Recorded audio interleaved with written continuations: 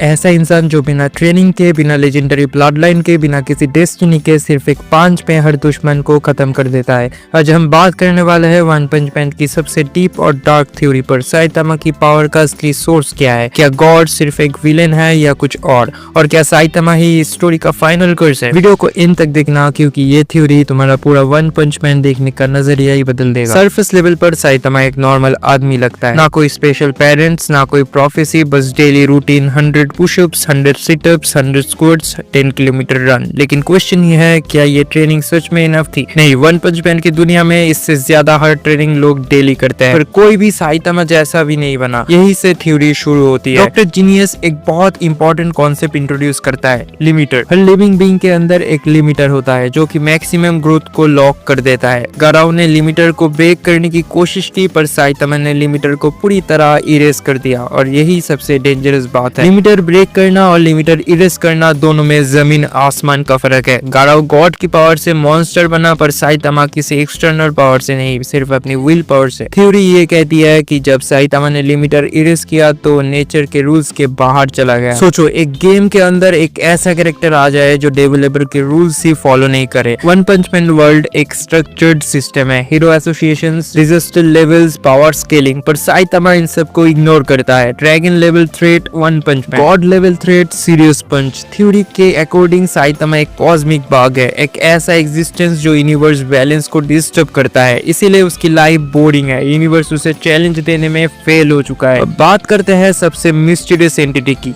God. God directly power देता है उन लोगों को जो किसी डिजायर, पेन या वीकनेस से मैनिपुलेट हो सकता है, जैसे कि गाराओ इनजस्टिस से फ्रस्ट्रेटेड, होमलेस एम्परर, होपलेस, साइकोस, कंट्रोल की भूख। और एक इंटरेस्टिंग बात नोटिस करो, गॉड कभी साइतामा के सामने अपीयर ही नहीं होता। क्यों? थ्योरी कहती है कि गॉड साइतामा को पावर नहीं दे सकता, क्योंकि साइतामा ऑलरेडी लिमिटर के बाहर है। और हो सकता है गॉड एक्चुअली यूनिवर्स को साइतामा जैसे बीइंग से प्रोटेक्ट कर रहा हो। इस एंगल से देखो तो साइतामा ही सबसे बड़ा थ्रेट है। गाराओ वर्सेस साइतामा फाइट में हमने देखा साइतामा टाइम के रूल्स को तोड़ देता है। पंच इतना स्ट्रॉन्ग था कि कैजुअलिटी रिवर्स हो गई। थ्योरी कहता है कि साइतामा की स्ट्रेंथ सिर्फ फिजिकल नहीं है, वो कॉन्सेप्चुअल लेवल पर खत्म करती है। जैसे स्ट्रेंथ, टाइम, लॉजिक सब उसके लिए मीनिंगलेस हो चुका है, इसीलिए वो कभी सीरियस नहीं होता, क्योंकि उसके लिए रियलिटी एक जोक बन चुका है। सबसे डार्क थ्योरी ये कहती है कि वन पंच मैन का एंडिंग हैप्पी नहीं होगा। साइतामा का बिगेस्ट एनिमी कोई विलेन नहीं, उसकी खुद की एम्प्टीनेस है। पॉसिबल एंडिंग ये हो सकता है कि साइतामा अपनी पावर वॉलंटरी सील करे, या यूनिवर्स रिसेट हो जाए, या साइतामा अपनी एग्जिस्टेंस सैक्रिफाइस करे बैलेंस के लिए। हीरो बनने का मतलब या सिर्फ दुश्मन मारना नहीं है, कभी कभी खुद को खोना भी होता है। इन कंक्लूजन ये थ्योरी ये कहती है कि वन पंच मैन सिर्फ एक कॉमेडी या एक्शन एनिमे नहीं है, ये एक फिलोसॉफिकल स्टोरी है, पावर, बोर्डम, एग्जिस्टेंस और पर्पस के ऊपर। साइतामा स्ट्रॉन्गेस्ट इसीलिए नहीं है क्योंकि वो हीरो है, वो हीरो इसीलिए है क्योंकि उसके पास सब कुछ होने के बाद भी वो गलत रास्ता नहीं चुनता। अगर तुम्हें ये थ्योरी डीप लगी हो तो वीडियो को लाइक करो, चैनल को सब्सक्राइब करो और कमेंट्स में बताओ तुम्हारे हिसाब से वन पंच मैन का एंडिंग क्या हो।